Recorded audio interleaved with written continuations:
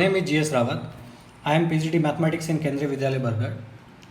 In today's video, we will talk about properties of addition and properties of multiplication for integers.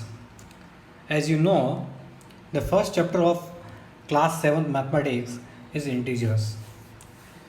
तो ये जो integers होते हैं, integers क्या होता है, सबसे पहले इसके बारे में बात करेंगे. फिर इनका एडिशन और मल्टीप्लिकेशन क्या होता है, इसके बारे में थोड़ी सी बात करेंगे. फिर इन एडिशन और मल्टीप्लिकेशन की क्या क्या प्रॉपर्टीज़ होती हैं, इनके बारे में बात करेंगे. तो सबसे पहले हम इंटीजर्स जानते हैं, इंटीजर्स क्या होते हैं. अब देखो, क्लास 6 के अंदर हमने इंटीजर्स के बारे में इंट्रोडक्शन देखा है. और ये इंट्रोडक्शन कैसे स्टार्ट हुआ था.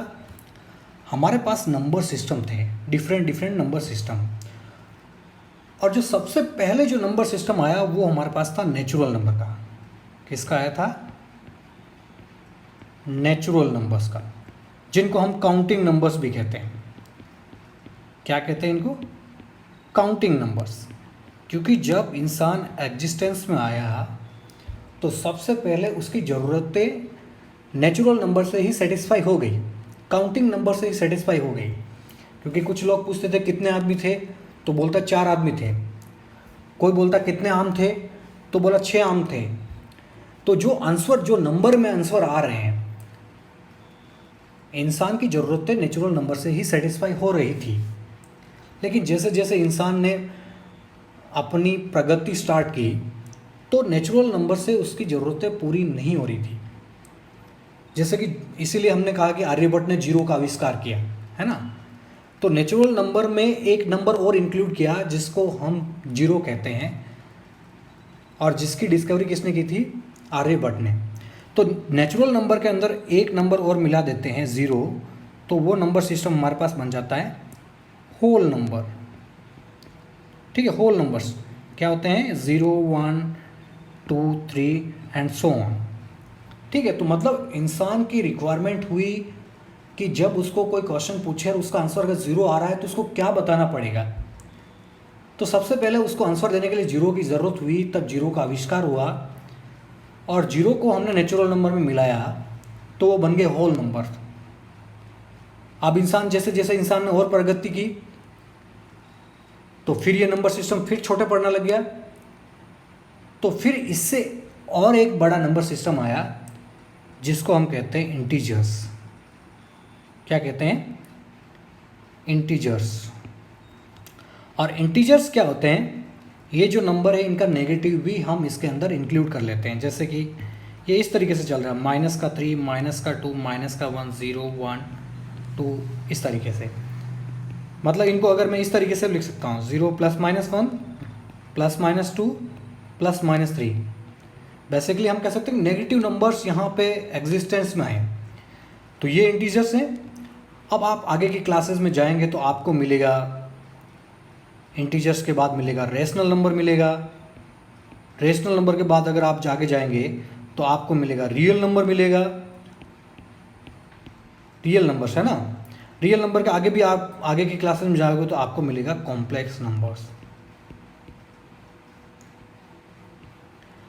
अब ये जो सारे के सारे नंबर सिस्टम है, इन सारे के सारे नंबर सिस्टम पर हम मैथमेटिकल ऑपरेशन करते हैं. जैसे कौन कौन से मैथमेटिकल ऑपरेशन करते हैं हम जनरली?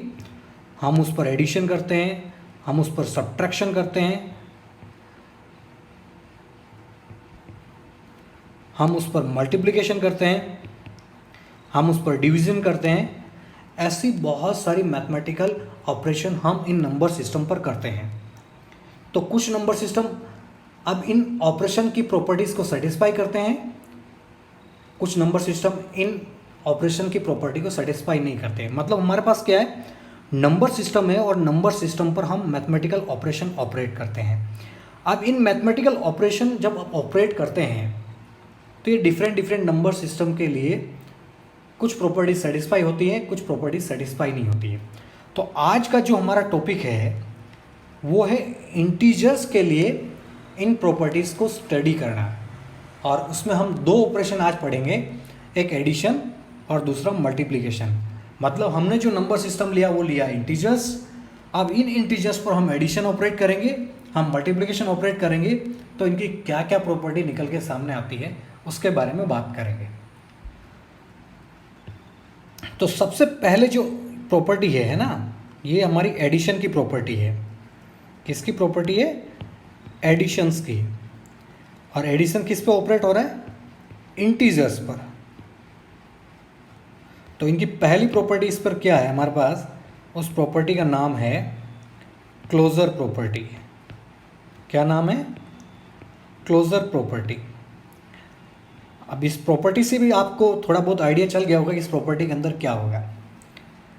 एग्जाम्पल से समझते हैं। जैसे कि किसी ने दो इंटीजर लिए 1 और 2, हम एडिशन की प्रॉपर्टीज पढ़ रहे हैं, तो इन दो इंटीजर्स के बीच में एडिशन ऑपरेशन लगा दिया तो आंसर क्या आया? 3। किसी ने दूसरा इंटीजर्स लिया -1 और -2, एडिशन ऑपरेट किया तो आंसर आया -3। -6 प्लस 11 लिया, दो इंटीजर्स लिया, ऑपरेशन एडिशन लिया तो आंसर आया 5। -17 प्लस 8 लिया, ऑपरेशन एडिशन ऑपरेट किया तो आंसर आया -9। तो यहाँ से हमको एक चीज़ पता चलती है कि अगर हम इंटीजर्स का एडिशन करें तो हमारे पास जो आंसर निकल के आता है वो आंसर भी इंटीजर होता है ना? वो आंसर भी क्या होता है? इंटीजर होता है। और इसी प्रॉपर्टी को हम क्या कहते हैं? Closure property. मतलब हम एक स्टेटमेंट लिख सकते हैं, for addition integers satisfy closure property। और इन जनरल हम लें कि मैंने कोई सा भी इंटीजर ले लिया a और दूसरा कोई सा भी इंटीजर ले लिया b, तो a प्लस b भी आपके पास क्या होगा? Is integer. आपके पास a भी इंटीजर है, b भी इंटीजर है, तो आपके पास a प्लस b भी क्या होगा? इंटीजर होगा।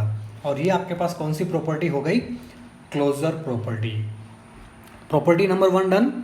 अब आते हैं प्रॉपर्टी नंबर 2 पर। और उस प्रॉपर्टी का नाम है commutative property.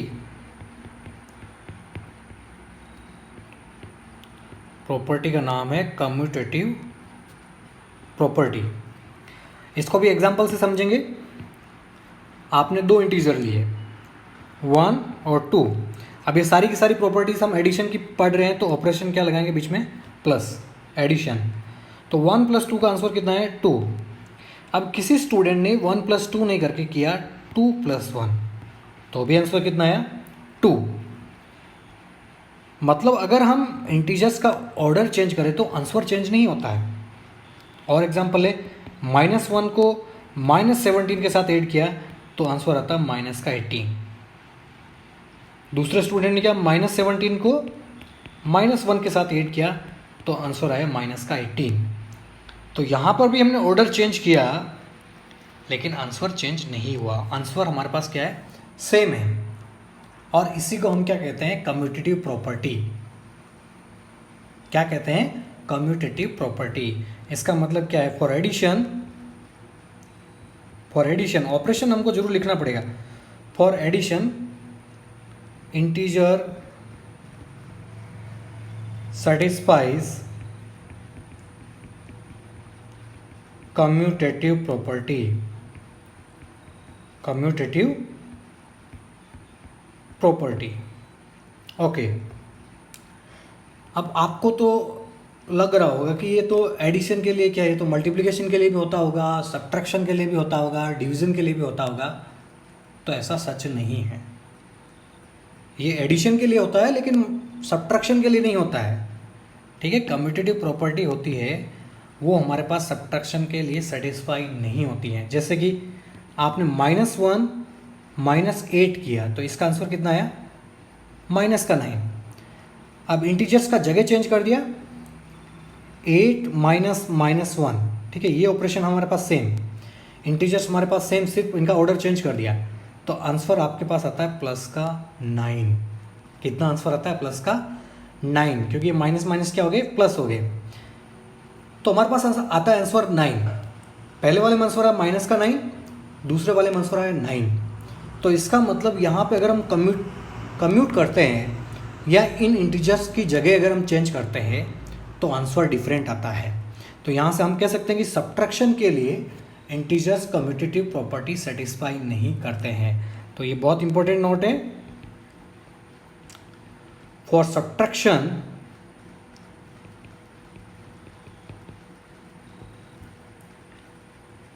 integers do not satisfy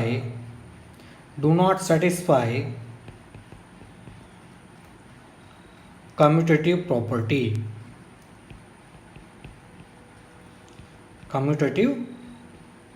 अब आपके दिमाग में आ गया कि कोई प्रॉपर्टी किसी ऑपरेशन के लिए सेटिस्फाई कर भी सकता है और नहीं भी कर सकता है। तो हमने एडिशन की 2 प्रॉपर्टीज देख ली। आप देखेंगे तीसरी प्रॉपर्टी, और तीसरी प्रॉपर्टी का नाम है एसोसिएटिव प्रॉपर्टी। क्या नाम है उसका? Associative property. अब एसोसिएटिव प्रॉपर्टी क्या होता है? एक स्टूडेंट ने लिया 3 इंटीजर्स और तीनों इंटीजर्स को ऐड करना चाहता है। ऐड क्यों करना चाहते हैं? क्योंकि हम एडिशन की प्रॉपर्टी पढ़ रहे हैं। तो जैसे उसने लिया 1, 2 और 3। अब इन तीनों इंटीजर्स को ऐड करता है। तो इस तरीके से ऐड किया तो उसके दिमाग के अंदर एक प्रोसेस चलेगा। 2 डिफरेंट स्टूडेंट 1 + 2 + 3 का आंसर कैसे निकालेंगे? पहला स्टूडेंट क्या करता है? 1 + 2 पहले निकालता है, फिर उसमें 3 ऐड करता है। दूसरा स्टूडेंट क्या है? लास्ट वाले 2 को पहले ऐड करता है और फिर उसमें फर्स्ट वाला ऐड करता है। तो आंसर यहाँ पे कितना है? 1 + 2 = 3 + 3 और आंसर है 6। दूसरे वाले स्टूडेंट का आंसर कितना आता है? 1 + 5 और आंसर आता है 6। तो दोनों आंसर आपके पास क्या हो गए? सेम हो गए। इसका मतलब पहला जो पेयर हम चूज कर रहे हैं, चाहे आगे से करें चाहे पीछे से करें, है ना, लास्ट के 2 इंटीजर करें या फर्स्ट के 2 इंटीजर करें, आंसर आपका चेंज नहीं होता है। और इसी को हम एसोसिएटिव प्रॉपर्टी कहते हैं। क्या कहते हैं? एसोसिएटिव प्रॉपर्टी कहते हैं। अगर हम इन जनरल अगर हम लिखना चाहेंगे तो क्या लिखेंगे? A, B, C अगर आपके पास इंटीजर्स हैं तो इंटीजर्स एसोसिएटिव प्रॉपर्टी को सेटिस्फाई करते हैं। That is A + B + C = A + B + C। ये आपके पास एसोसिएटिव प्रॉपर्टी होती है। और कौन सी प्रॉपर्टी होती है? Additive identity.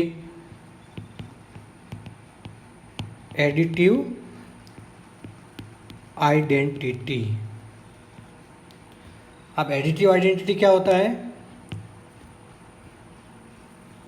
हमारे पास एक ऐसा इंटीजर है और उस इंटीजर को डिस्कवर किया था आर्यभट्ट ने। क्या किया था? 0। अगर हम किसी भी इंटीजर्स को 0 के साथ ऐड करें तो वही वाला इंटीजर निकल के आता है।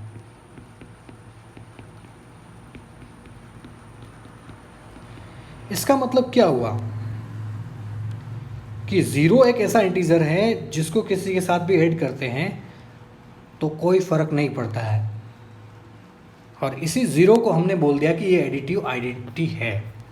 ठीक है, तो ये प्रॉपर्टी हमारे ध्यान में रखनी है। 0 इज एडिटिव आइडेंटिटी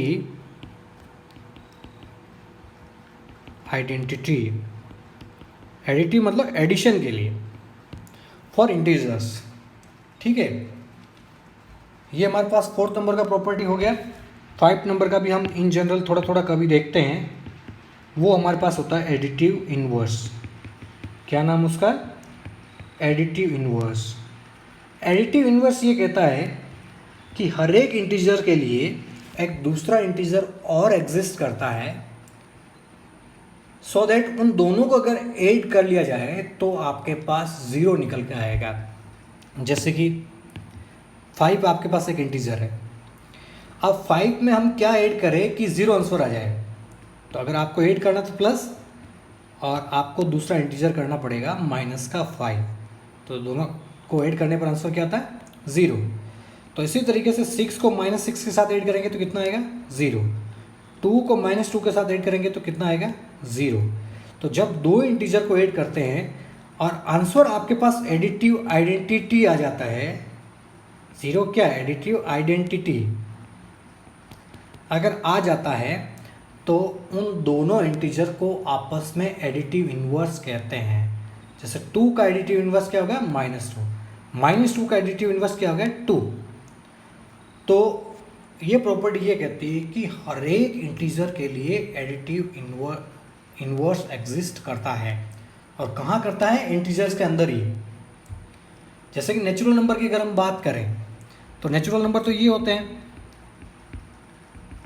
तो अब 4 का एडिटिव इन्वर्स क्या होगा नेचुरल नंबर के अंदर, -4। लेकिन -4 नेचुरल नंबर के अंदर नहीं आता है, -4 नेचुरल नंबर में नहीं आता है, इसीलिए नेचुरल नंबर एडिटिव इन्वर्स नहीं रखते हैं। लेकिन इंटीजर्स क्या होते हैं, एडिटिव इन्वर्स रखते हैं। ये हमारे पास एडिशन की प्रॉपर्टीज़ हो गई। अब एडिशन के कुछ क्वेश्चन देख लेते हैं जो आपके पास 1.2 के अंदर पूछे गए हैं। बहुत सिंपल क्वेश्चन है, उसमें से मैं कुछ क्वेश्चन ले रहा हूँ। जैसे कि एक क्वेश्चन आपके पास इस तरीके से आता है, write down a pair of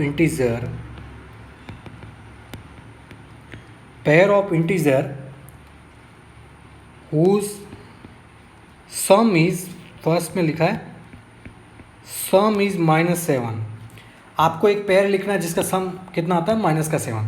तो बहुत सिंपल है, आपने -8 लिखा, उसमें +1 कर दिया, तो आंसर कितना है, -7। मतलब एक पेयर आपके पास ये हो।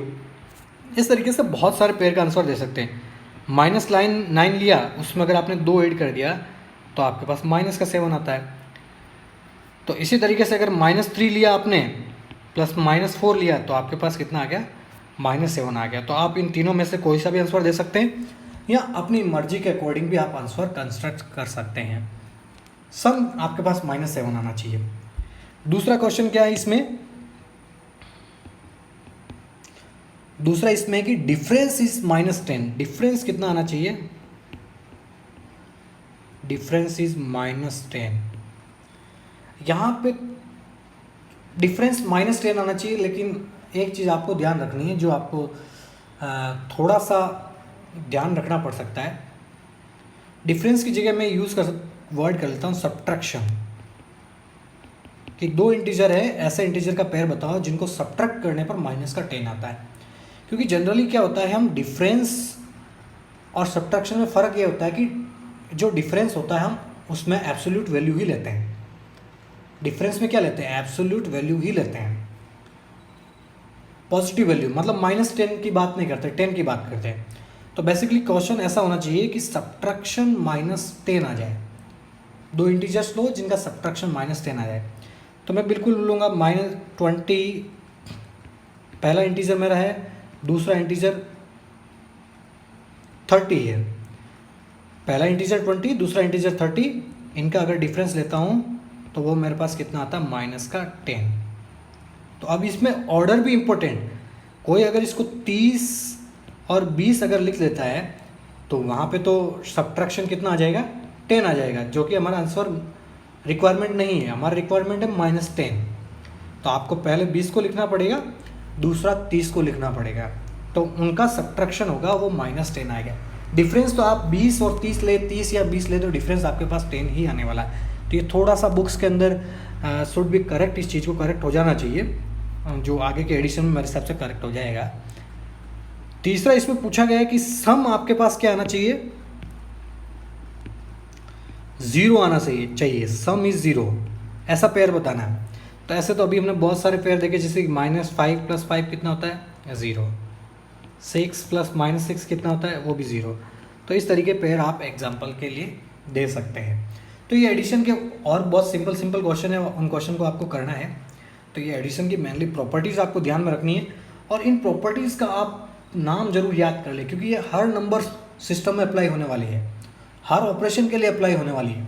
तो अगर उनका नाम याद रखेंगे तो फिर नाम के साथ साथ में आपको ये भी देखना कि नंबर सिस्टम क्या था और ऑपरेशन क्या था, क्योंकि क्लोजर प्रॉपर्टी एडिशन के अंदर भी होगी, क्लोजर प्रॉपर्टी मल्टीप्लिकेशन के अंदर भी होगी, एसोसिएटिव प्रॉपर्टी एडिशन के अंदर भी होगी, एसोसिएटिव प्रॉपर्टी मल्टीप्लिकेशन के अंदर भी होगी। तो ऑपरेशन कौन सा है और नंबर सिस्टम कौन सा है, ये चीज़ जानना बहुत ज़रूरी है। तो अब हम देखेंगे मल्टीप्लिकेशन के लिए, ठीक है, प्रॉपर्टीज ऑफ मल्टीप्लिकेशन।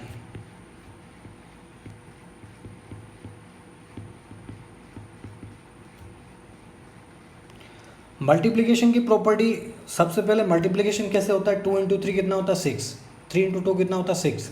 आप ये मल्टीप्लाई करना जानते हैं, लेकिन जब हम इंटीजर्स की बात कर रहे हैं तो वहाँ तो ज़ीरो भी होता है, नेगेटिव इंटीजर भी होते हैं। तो सबसे पहले हमको मल्टीप्लाई कैसे करते हैं इंटीजर्स के अंदर, इस चीज़ को समझना पड़ेगा।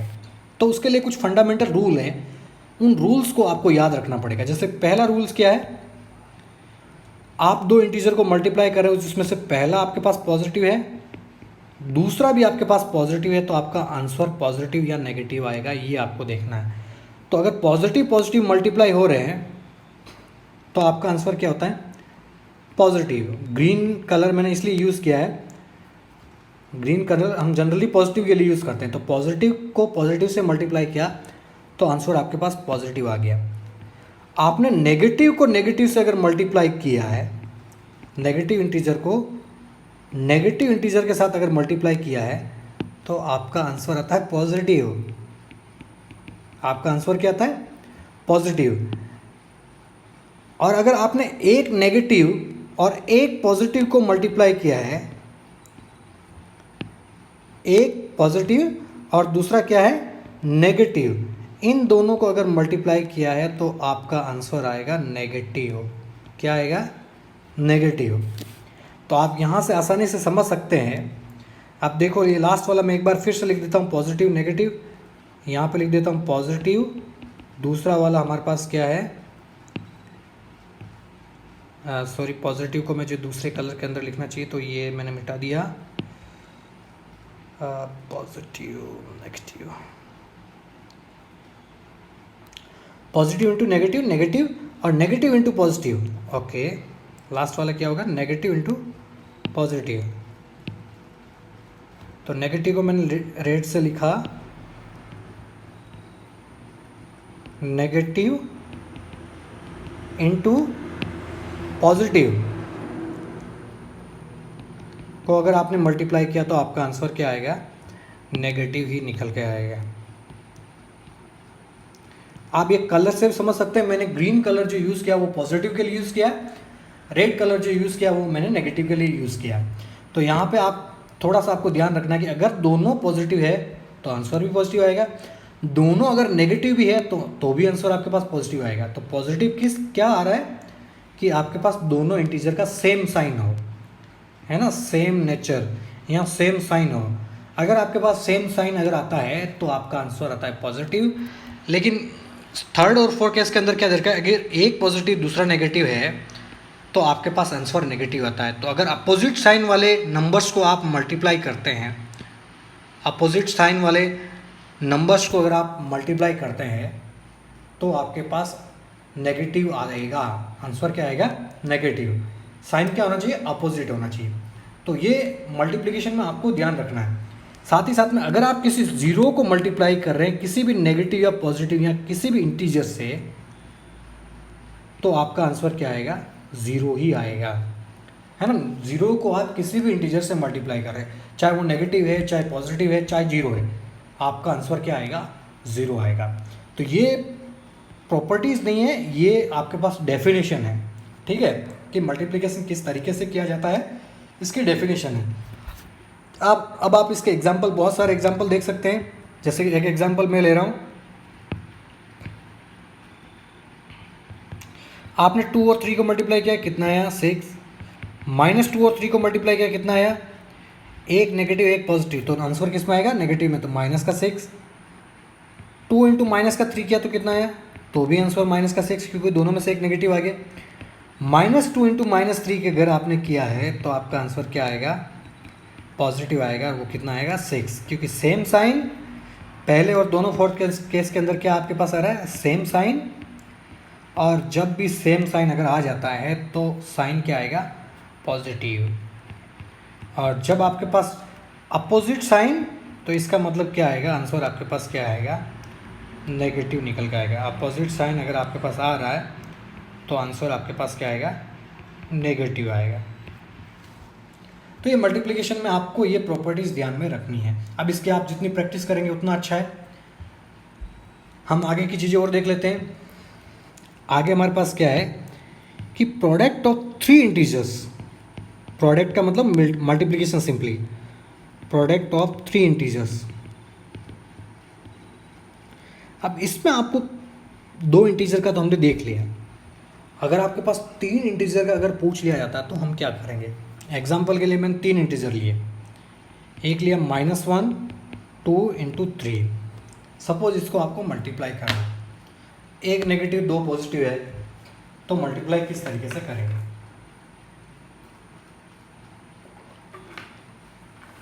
तो यहाँ पे देखिए हम एसोसिएटिव प्रॉपर्टी का यूज़ करेंगे, जिसको मैं थोड़ा बाद में बताऊंगा, लेकिन मल्टीप्लिकेशन के लिए वो ज़रूरी है कि हमने फर्स्ट 2 को मल्टीप्लाई किया तो कितना आया -2, क्योंकि एक नेगेटिव एक पॉजिटिव क्या हो गया, नेगेटिव हो गया। दूसरा इंटीजर एज इट इज। अब इन दोनों को मल्टीप्लाई करो तो क्या आएगा -6। एक नेगेटिव एक पॉजिटिव, इसका मतलब नेगेटिव आएगा और आंसर आपके पास आ गया -6। तो इवेंचुअली आंसर क्या आ गया -6। तो जब भी आपके पास 3 इंटीजर का प्रोडक्ट अगर आपको निकालना है या 3 से ज़्यादा इंटीजर का प्रोडक्ट अगर आपको निकालना है तो आपको क्या करना पड़ेगा, आपको दो के लेके चलिए, एक पेयर को लेके चलिए, उनको सोल्व करते जाइए, आपका आंसर इवेंचुअली आ जाएगा। जैसे एग्जांपल और लेता हूँ, मुझे मल्टीप्लाई करना -1 -2 -3 -4 और इंटू 5, इतने इंटीजर को मुझे मल्टीप्लाई करना है।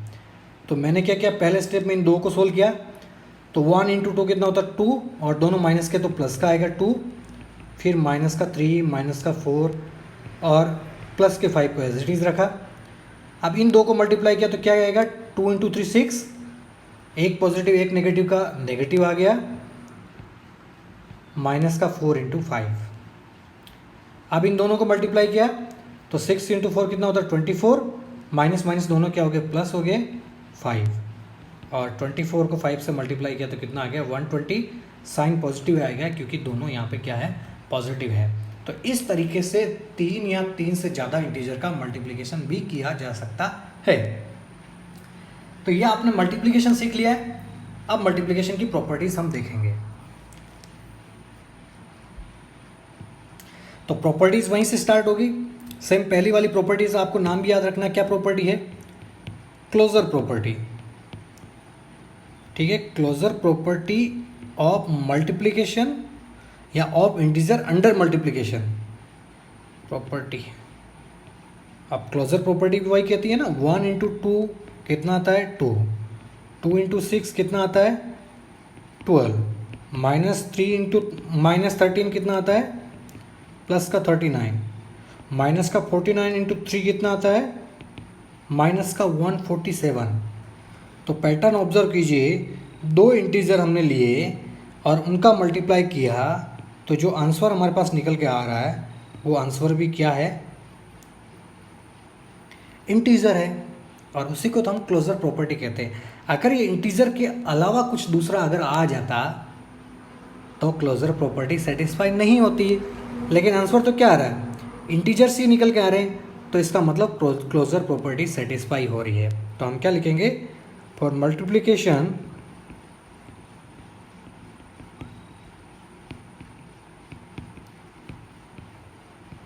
integers satisfies closure property।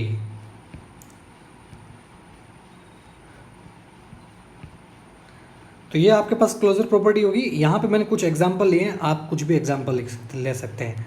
हम इनको जनरल भी लिख सकते हैं कि अगर आपने 2 इंटीजर लिया a और b और उनको मल्टीप्लाई किया तो ये a इंटू बी का जो आंसर आएगा वो भी आपके पास क्या आएगा इंटीजर आएगा। ठीक है, a और b आपके पास क्या है इंटीजर है, तो आपके पास a इंटू बी भी क्या होगा इंटीजर होगा। ठीक है, तो ये आपके पास क्लोजर प्रॉपर्टी हो गई। दूसरी प्रॉपर्टी आपके पास क्या आएगी, वही कम्यूटेटिव प्रॉपर्टी। तो कम्यूटेटिव प्रॉपर्टी की क्या डेफिनेशन है भाई, कम्यूटेटिव प्रॉपर्टी में क्या होता है कि किसी ने 1 इंटू 2 किया एक स्टूडेंट ने तो आंसर आया 2, दूसरे स्टूडेंट ने क्या किया, इनका ऑर्डर चेंज कर दिया था, 2 इंटू 1 किया, आंसर कितना है 2। भाई इंटीजर अगर सेम है, मल्टीप्लिकेशन हो रहा है, लेकिन जगह अगर चेंज हो गई तो आंसर चेंज होने वाला नहीं है। और आंसर अगर चेंज नहीं होता इसका मतलब हम कहते हैं कि कम्यूटेटिव प्रॉपर्टी सेटिस्फाई होती है। ठीक है, इन जनरल क्या लिखेंगे, a into B equal to B into A, ये आपके पास कम्यूटेटिव प्रॉपर्टी है। मल्टीप्लिकेशन के लिए इसलिए मल्टीप्लिकेशन साइन यूज़ करते हैं, अगर एडिशन के लिए होती तो हम क्या यूज़ करते हैं, a plus B equal to B plus A. Addition होता तो ये यूज़ करते हैं, लेकिन अभी ये यूज़ नहीं कर रहे हैं, ये मल्टीप्लिकेशन वाला यूज़ कर रहे हैं, तो a into B equal to B into A, ये आपके पास कम्यूटेटिव प्रॉपर्टी हो गई। थर्ड आपके पास आता है एसोसिएटिव प्रॉपर्टी। अब एसोसिएटिव प्रॉपर्टी में कितने इंटीजर होते हैं भाई, 3 इंटीजर तो हमको लेने ही पड़ेंगे। कितने लेने पड़ेंगे, 3। जैसे एग्जांपल लिया 1 2 3, तो एक स्टूडेंट तो क्या करता है, इनको मल्टीप्लाई करने के लिए 1 इंटू 2 को पहले करता है, फिर 3 को करता है, और दूसरा स्टूडेंट क्या होता है 2 इंटू 3। ब्रैकेट लगाने का मतलब है उनको पहले हम ऑपरेट कर रहे हैं, तो आंसर क्या आएगा 2 इंटू 3, इधर आया 1 इंटू 6, और 2 इंटू 3 का आंसर आया 6, इधर भी आंसर आया 6। इसका मतलब आंसर हमारे पास सेम आ रहा है, तो इसका मतलब हम फर्स्ट 2 इंटीजर लें और फिर मल्टीप्लाई करें, या लास्ट 2 इंटीजर लें फिर हम मल्टीप्लाई करें, आंसर हमारा चेंज होने वाला नहीं है। और इसी को हम क्या कहते हैं, एसोसिएटिव प्रॉपर्टी कहते हैं। तो यहाँ पर लिख सकते हैं ना कि इंटीजर्स एसोसिएटिव प्रॉपर्टी को सेटिस्फाई करते हैं। और इन जनरल अगर हम लिखेंगे तो क्या लिखेंगे, ए बी और सी को मल्टीप्लाई किया, जिसमें से पहले स्टूडेंट ने फर्स्ट 2 को लेके मल्टीप्लाई किया और दूसरे स्टूडेंट ने लास्ट 2 को लेके मल्टीप्लाई किया, लेकिन आंसर सेम है, इसका मतलब इक्वल टू होगा, और ये हमारे पास एसोसिएटिव प्रॉपर्टी हो गई। एसोसिएटिव के बाद क्या आएगा, मल्टीप्लिकेटिव आइडेंटिटी। वहाँ पर एडिटिव आइडेंटिटी आया था, तो यहाँ पे किसको लेकर आएंगे, मल्टीप्लिकेटिव आइडेंटिटी। अब मल्टीप्लिकेटिव आइडेंटिटी क्या होगा, एडिटिव आइडेंटिटी में हमने क्या किया था कि ज़ीरो को किसी के भी साथ ऐड करो वो वही वाला इंटीजर आ जाता है, तो इसलिए हमने कहा था कि ज़ीरो एडिटिव आइडेंटिटी है। तो मल्टीप्लिकेशन के अंदर हमको एक ऐसा इंटीजर ढूंढना है जिसको किसी भी इंटीजर के साथ मल्टीप्लाई करो तो आंसर क्या आना चाहिए, वही वाला इंटीजर आना चाहिए। जैसे कि 5 इंटू 1 किया तो आपके पास कितना आता है 5, 6 इंटू 1 किया तो आंसर कितना था 6, 7 इंटू 1 किया तो आंसर कितना था 7। मतलब 1 को किसी भी इंटीजर के साथ अगर हम मल्टीप्लाई करते हैं तो हमारा आंसर वही इंटीजर आता है। तो इसीलिए हम 1 को क्या कहते हैं, 1 is multiplicative identity except zero. Zero को इसमें इंक्लूड नहीं करते हैं, एक्सेप्ट ज़ीरो, क्योंकि ज़ीरो को किसी के साथ भी अगर मल्टीप्लाई कर दिया तो आंसर ज़ीरो आना है डेफिनेटली, 1 नहीं आएगा। तो जीरो को छोड़ करके बाकी सारे के सारे इंटीजर्स इस मल्टीप्लिकेटिव आइडेंटिटी के साथ मल्टीप्लाई करने पर खुद आ जाते हैं। तो इसका मतलब इस सिस्टम का मल्टीप्लिकेटिव आइडेंटिटी क्या हुआ 1, और हम इसमें ज़ीरो को इंक्लूड नहीं करते हैं। ये हमको यहाँ पे ध्यान रखने वाली चीज़ है। मतलब ज़ीरो को इंटीजर्स में से बाहर निकालने के बाद मल्टीप्लिकेटिव आइडेंटिटी काम कर रहा है। और मल्टीप्लिकेशन बाय ज़ीरो तो आप समझ गए कि ज़ीरो को किसी भी इंटीजर के साथ अगर मल्टीप्लाई करेंगे तो हमारे पास आंसर ज़ीरो आएगा। अब ये सारी प्रॉपर्टीज़ हो गई, किसकी प्रॉपर्टीज़ हो गई, एडिशन की हो गई, मल्टीप्लिकेशन की हो गई। अब एक लास्ट प्रॉपर्टी हम करते हैं और वो करेंगे दोनों की, मल्टीप्लिकेशन और एडिशन दोनों की, और उसका नाम है डिस्ट्रीब्यूटिव प्रॉपर्टी। क्या नाम है उसका, डिस्ट्रीब्यूटिव प्रॉपर्टी। Mutation property. अब ये प्रॉपर्टी क्या कहती है, ओवर एडिशन है ना, ओवर एडिशन, ऑफ एडिशन नहीं है, ओवर एडिशन। तो distributive property of multiplication over addition, ये प्रॉपर्टी किसकी है, ये मल्टीप्लिकेशन की है, लेकिन किसके ऊपर है, एडिशन के ऊपर है। तो इसका मतलब क्या हुआ, हम एग्जांपल से समझेंगे कि आपके पास 3 इंटीजर है, लास्ट वाले 2 ऐड हो रहे हैं, फिर ब्रैकेट लग रहा है, फिर मल्टीप्लाई हो रहा है। तो इसको स्टूडेंट कैसे सोल्व कर सकता है, 2 × 3 प्लस 2 × 4। देखो आंसर कितना है, 3 × 6 प्लस 2 × 4 8, और ये हो गया 14। किसी स्टूडेंट ने इसको डायरेक्ट सोल्व किया, पहले ब्रैकेट को सोल्व किया तो 7, फिर भी आंसर कितना है 14। तो इसका मतलब अगर आपके पास ऐसा नंबर लिखा है तो उसको आप ब्रैकेट को ओपन नहीं करके इस तरीके से ओपन कर सकते हैं। सिमिलरली अगर आपके पास ऐसा लिखा होता है कि 2 + 3 को अगर आपने 4 से मल्टीप्लाई किया है तो ये आंसर आपके पास कितना देगा, 4 × ये 5 × 4 आपके पास आंसर देगा 20। लेकिन स्टूडेंट इसको ऐसे भी कर सकता है, कैसे, 2 × 4 इसके साथ मल्टीप्लाई प्लस 3 × 4, तो ये आपके पास हो गया 8, ये आपके पास हो गया 12, आंसर कितना है 20। तो आंसर दोनों में सेम आ रहा है, तो इसका मतलब ये डिस्ट्रीब्यूटिव प्रॉपर्टी है। और distributive property of multiplication over addition integers के लिए सेटिस्फाई होती है। तो इन जनरल इसको लिखेंगे तो कैसे लिखेंगे, a × b + c = a × b + a × c, या इसको a + b × अगर c कहीं पर लिखा है तो वो किसके इक्वल होगा, a × c + b × c। मतलब ब्रैकेट किस तरीके से ओपन होगा इसके बारे में ये प्रॉपर्टी बताती है। तो ये दोनों साथ मिलकर है ना, 2 चीज़ें इसमें, distributive property of multiplication over addition में 2 चीज़ें हैं कि अगर ब्रैकेट बाद में है और ब्रैकेट के अंदर एडिशन हो रहा है, बाहर मल्टीप्लिकेशन हो रहा है, तो कैसे ओपन होगा, और पहले ब्रैकेट के अंदर एडिशन हो रहा है फिर मल्टीप्लिकेशन होगा तो वो ब्रैकेट कैसे ओपन होगा। तो इसके बारे में ये चीज़ बताई गई है। तो ये हमारे पास होगी मल्टीप्लिकेशन की प्रॉपर्टी। मतलब इस वीडियो लेक्चर के अंदर हमने क्या कवर किया है, हमने कवर किया है एडिशन, हमने कवर किया है मल्टीप्लिकेशन, और इन दोनों की प्रॉपर्टीज़ कवर की है।